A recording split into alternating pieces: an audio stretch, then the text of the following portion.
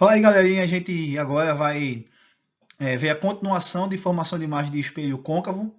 Né? Tem dois casos para a gente ver de formação de imagem de espelho côncavo e um caso de formação de imagem de espelho convexo. Né? Tem mais duas questõezinhas aí para a gente fazer para fixar aquilo que a gente viu, né? De forma teórica. Beleza, galera? Então vamos aí para continuação.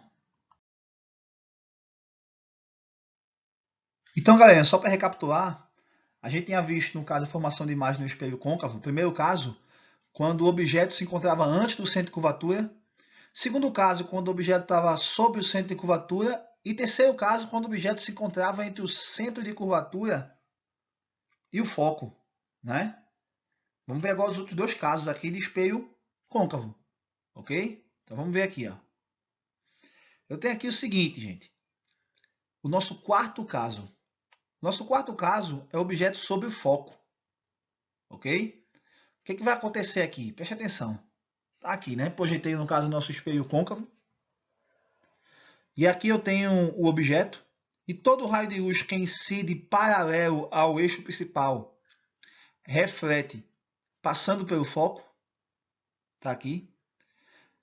Agora, todo raio de luz que incide na direção do vértice forma ângulo de incidência igual de reflexão, sendo que a normal vai ser o eixo principal.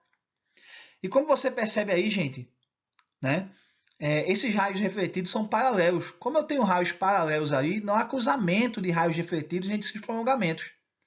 Se não há cruzamento aqui, não forma imagem. Então a gente pode dizer aqui, gente, que a imagem é imprópria. Não existe formação de imagem aqui. Ok? Continuando, gente, ainda no espelho côncavo, a gente vai ter o seguinte aqui, ó. Nosso quinto caso, né? Que é o objeto entre o foco e o vértice. Objeto entre o foco e o vértice. Então é o seguinte, tá aí, ó. Quando o objeto está entre o foco e o vértice, como é que vai ser a imagem formada? Vamos seguir a regra. Primeiro eu faço o seguinte. Todo raio de luz que incide paralelo ao eixo principal reflete passando pelo foco. Todo raio de luz que incide na direção do vértice forma um ângulo de incidência igual de reflexão, sendo que a normal vai ser o eixo principal. Só que aí, como eu tenho dois raios refletidos, eu tenho prolongamentos desses dois raios. E o cruzamento desses prolongamentos forma uma imagem, certo? Quando a mulher vai se maquiar ou quando vai fazer a barba, é bom usar um espelho desse porque você vê melhores detalhes, ele aumenta, certo? Quando você se encontra entre o foco e o vértice. Então é o seguinte, o que eu tenho aqui? A imagem vai ser maior, a imagem vai ser direita porque está de cabeça para cima, certo? E a imagem vai ser virtual agora, gente, porque ela está do outro lado do espelho, ok? Então tá aí, gente, concluímos aqui os tipos de imagem formada no espelho côncavo. São 5, certo? O que eu tenho que lembrar? À medida que eu aproximo o objeto do espelho, né, a imagem se afasta e aumenta. E quando o objeto se encontra sobre o centro de curvatura, a imagem ela é igual, certo? Quando o objeto se encontra sobre o foco, a imagem própria não forma imagem, porque não tem cruzamento de raios. E o único tipo de imagem que vai ser virtual é quando o objeto for se encontrar entre o foco e o vértice, sendo assim a imagem vai ser direita. Eu só posso ter, gente, imagem virtual se ela for direita, certo? Não existe imagem, no caso, virtual invertida.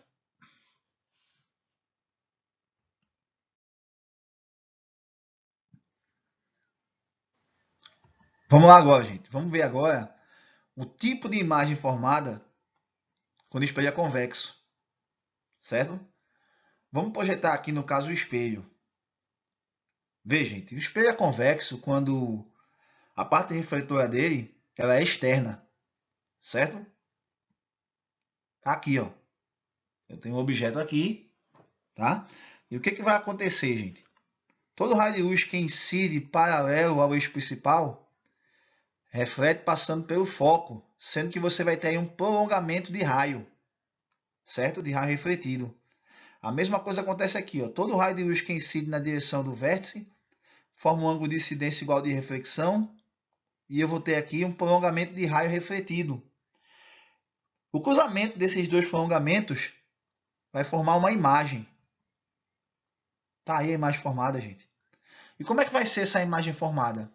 Essa imagem formada, primeiro, ela é direita, ela está de cabeça para cima. Ela não está no mesmo quadrante, no mesmo lado do objeto, então ela é virtual.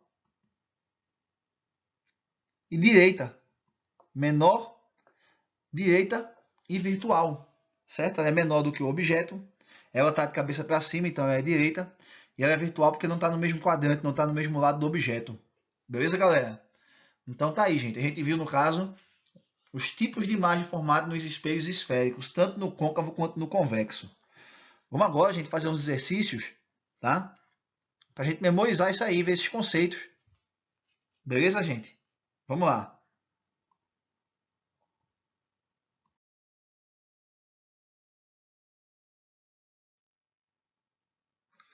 Vamos ver a questão aqui, gente.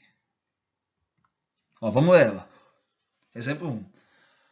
Dois espelhos distintos, A e B, estão fixos em uma mesma moldura, conforme a figura. Uma vela acesa é colocada em frente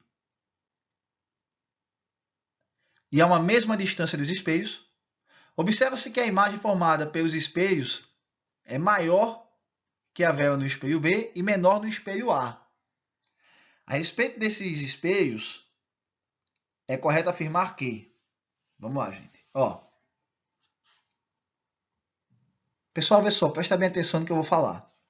No espelho convexo, não importa a distância que ele tiver do espelho, forma apenas um tipo de imagem. Menor, virtual e direita, certo?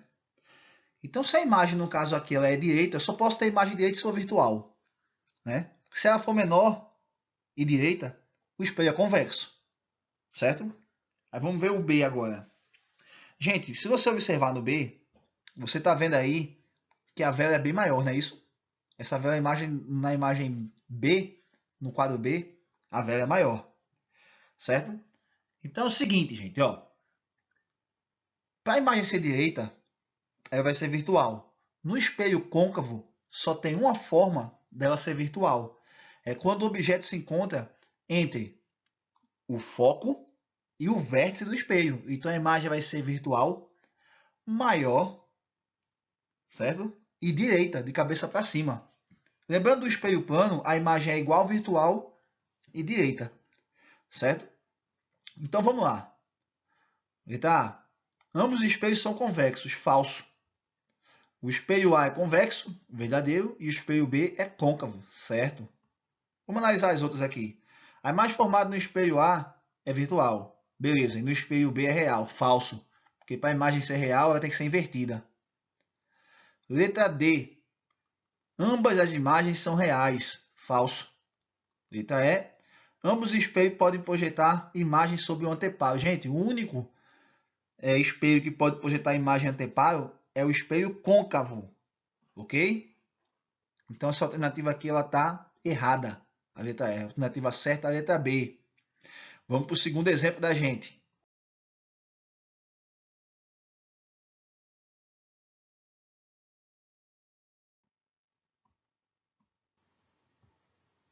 Vamos lá, gente. Ó. Exemplo 2. No quadro são apresentadas as características das imagens formadas por espelho côncavo e convexo, para diferentes posições do objeto relativas ao espelho. Posição do objeto relativo ao espelho, característica da imagem formada. Tá aí. Ó, primeiro, além do centro de curvatura, real menor invertida, espelho convexo, virtual menor e direita.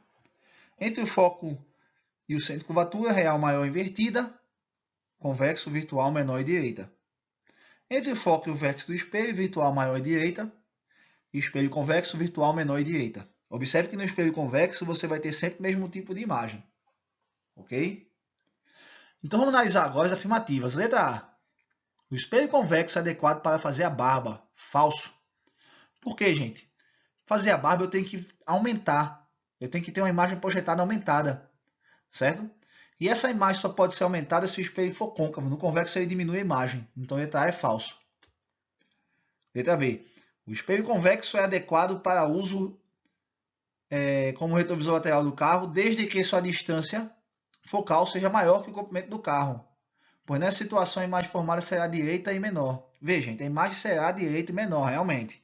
Certo? Mas não importa a distância que o objeto tiver do espelho, a imagem vai ser a mesma, porque o espelho é convexo. Observe lá no espelho convexo, onde tem as características da imagem, que não importa a distância, você tem aí as mesmas características. Certo? Letra C. O espelho côncavo é adequado para o uso como retrovisor lateral do carro, já que sempre forma imagem direita, independente da posição do objeto. O espelho côncavo não forma imagem direita sempre, dependendo da posição do objeto, forma imagem invertida. Pode ver lá na primeira coluna, na segunda coluna não tem espelho côncavo, certo? Então é falso. Letra D.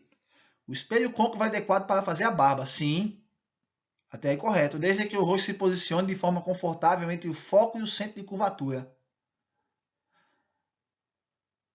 Gente, entre o foco e o centro de curvatura, tá errado, né? Porque é o seguinte, ó, se eu colocar entre o foco e o centro de curvatura, certo? Eu vou ter a imagem invertida. É preciso que a imagem fique direita. Tá bom?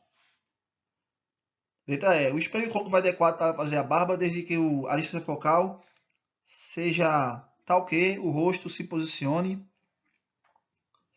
de forma confortável entre o foco e o vértice. É essa. Verdadeiro, gente. Entre o foco e o vértice, por quê? Porque quando está entre o foco e o vértice, a imagem vai ser maior, virtual e direita. Ok? Então tá aí, gente. Ó. Terminamos aqui essa primeira parte de espelhos esféricos. A segunda parte é a parte dos cálculos, estudo analítico dos espelhos esféricos. Tá? Mas você tem que aprender essa parte aqui, ok? Para a gente chegar nos cálculos e detonar, viu? Na próxima aula a gente vai fazer mais exercício teórico, viu? Para depois entrar nos cálculos, galera. Beleza? Vai lá na trilha de aprendizagem, que você vai ver que tem alguns exercícios também do Ivo Bernoulli para a gente corrigir depois. Vocês fazem em casa para a gente corrigir, beleza? Falou, galera. Até a nossa próxima aula.